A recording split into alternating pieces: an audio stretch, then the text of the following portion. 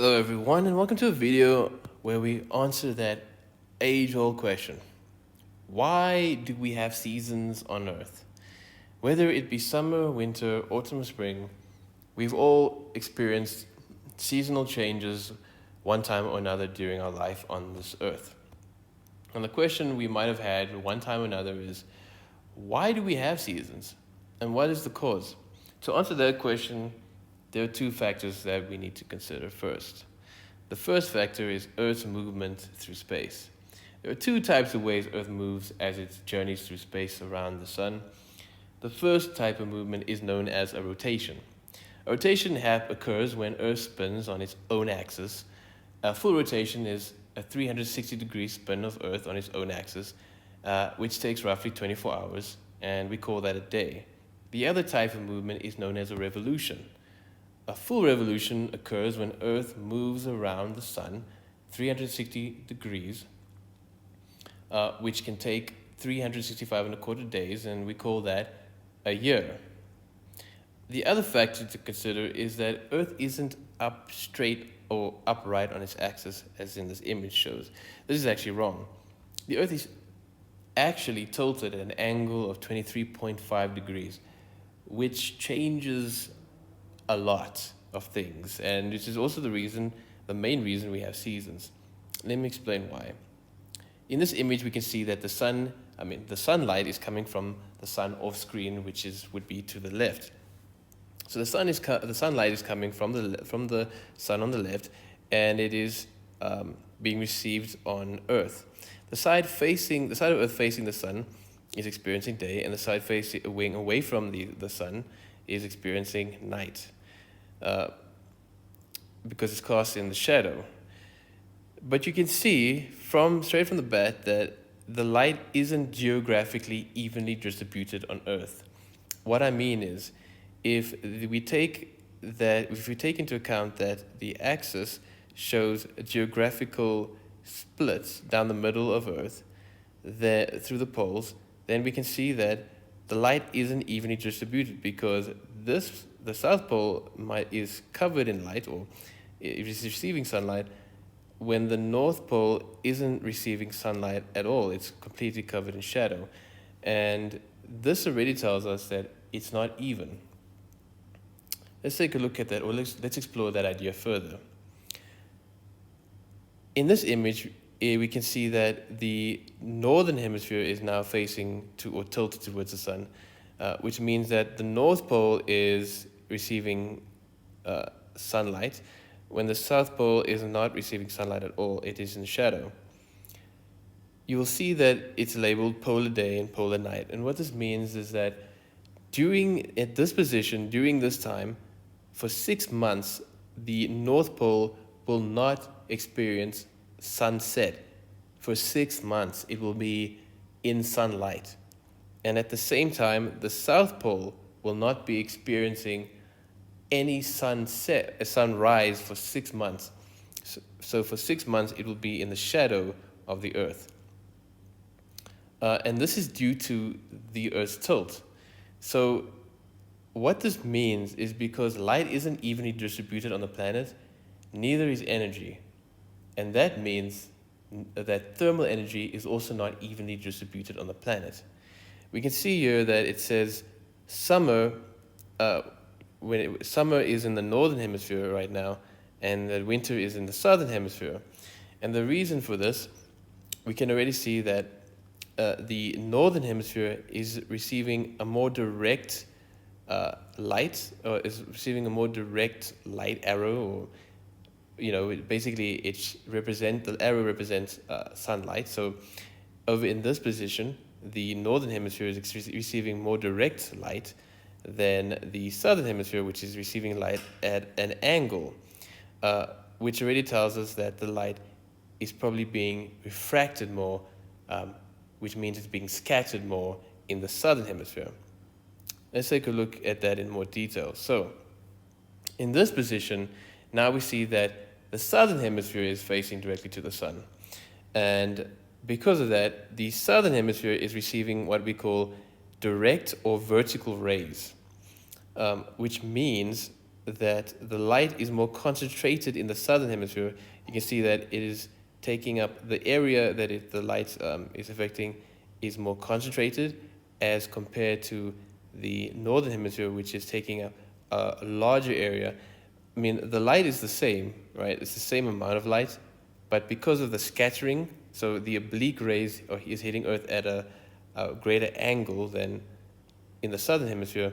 So in the northern hemisphere, the light is more scattered.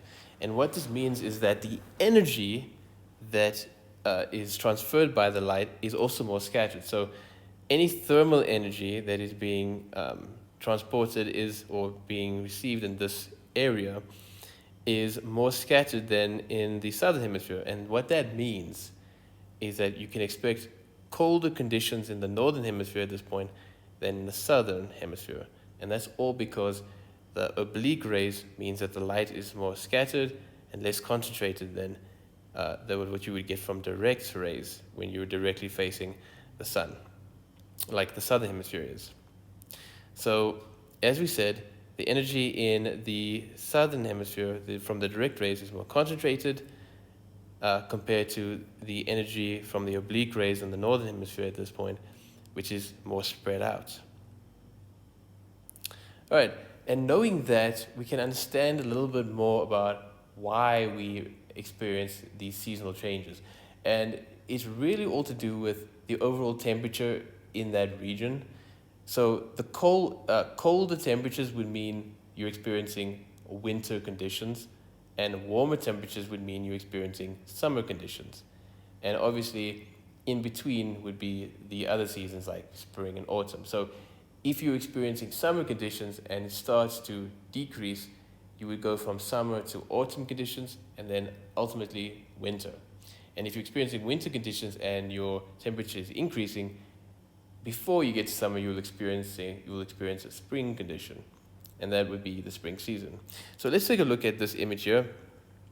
We'll start on this side on the left, where the northern hemisphere is experiencing summer and the southern hemisphere is experiencing winter.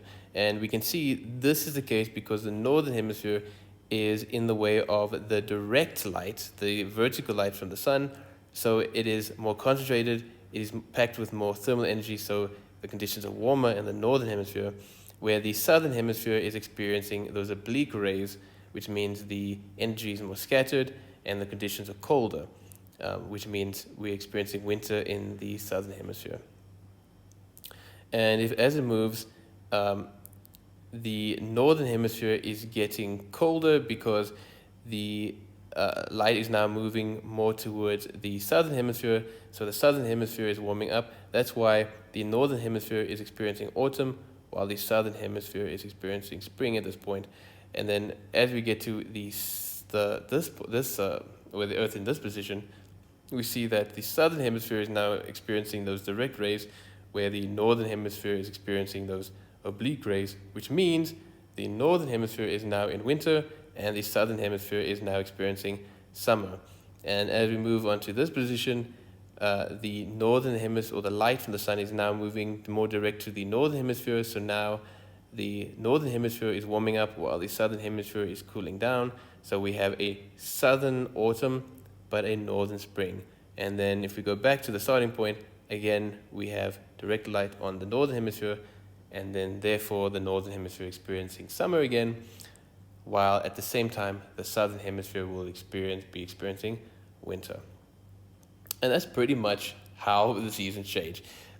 But I'm not done there. Let's keep going with this thought. What you see here is actually a more accurate representation of Earth's motion around the sun.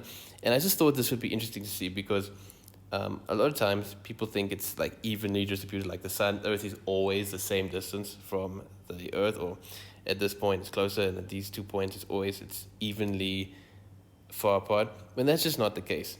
This is actually what it really looks like, and you'd be surprised, your intuition, or rather you would think that because the Earth is further here than at any point, it should be colder, but it's actually not the case.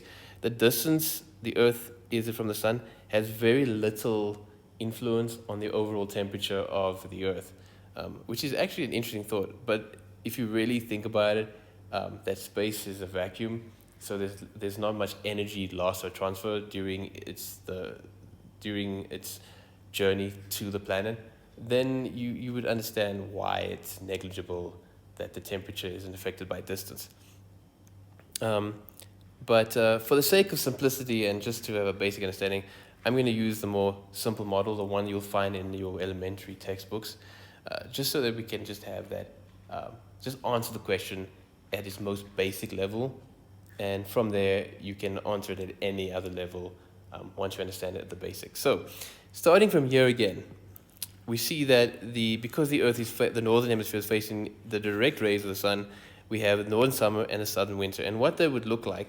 And I decided to take two areas and at different extremes or different so I've taken Argentina, which is a very southern country, and I've taken Canada, which is a very northern country, and then compared them. So during this position, during the northern summer and southern winter, we have Argentina experiencing winter. So the oblique rays, the scattering of energy is causing temperatures or has made temperatures or conditions cold. So it's snowing at some regions of Argentina. At the same time, Canada is getting those direct rays. So Canada is quite warm. So it's experiencing the summer in Canada. And then at this position, we have a northern autumn and a southern spring. And what that looks like is this. So we have Argentina warming up. It's beginning to get a more direct, or the light is becoming more direct in Argentina. So it's warming up that area. Whereas in Canada, the light is becoming more scattered, less direct, so it's cooling down. And so Argentina is having spring, and autumn is having Canada. Autumn is having Canada. Canada is having autumn. All right, and then we have, at this position, we have the rays facing directly to the southern hemisphere, and oblique rays are scattered into the northern hemisphere. So what that looks like is this. We have summer in Argentina, where it's so hot that you got to take your shirt off. As you can see here, this man here and this kid here, it seems very hot. And in Canada, we're experiencing much colder temperatures, as seen by this woman's clothes and the snow in the background. So winter in Canada and summer in Argentina. And then lastly, no need to go back to the beginning, but lastly we have the northern hemisphere warming up as the rays begin again to go more direct on the northern hemisphere, and they start to become more scattered again in the southern hemisphere, resulting in autumn in Argentina and spring in Canada. So there you have it. That's what causes the seasonal changes. It's the movement of the Earth. So it's the revolution. It's more the revolution of the Earth around the sun and its tilt. Rotation also has an effect, but rotation is even. Like, it's not that it doesn't change that much throughout the year. It's negligible effect. So it's more the tilt of the Earth and its motion around its revolutionary path around the sun that really creates those seasonal changes. Just to end off, it's interesting to take it's good to take note that on the equator, because the equator is at the center, the horizontal center of, is it the horizontal? Yeah. Was it the vertical? What I mean is it lies, it's the line of latitude, the center latitude on the planet Earth. It actually receives direct sunlight throughout the year, which means that it actually never gets, or temperature doesn't change or fluctuate that much. So it doesn't have significant seasonal changes. Like during winter, it might get colder, but not by much. So it never really experiences true seasonal change, and there's no true winters or anything like that. It's basically just a sort of summer all year long, especially like, for example, in Brazil, if you live close to the equator, you have warm, tropical temperatures throughout the year, which is awesome. In fact, I think the coldest it's ever been in Brazil was in 2014 when they lost against Germany 1-7. Am I right? Okay. Too soon? Nah. not too soon. All right. I hope that you found that interesting, and I hope that answered the question. And now you know why we have seasons.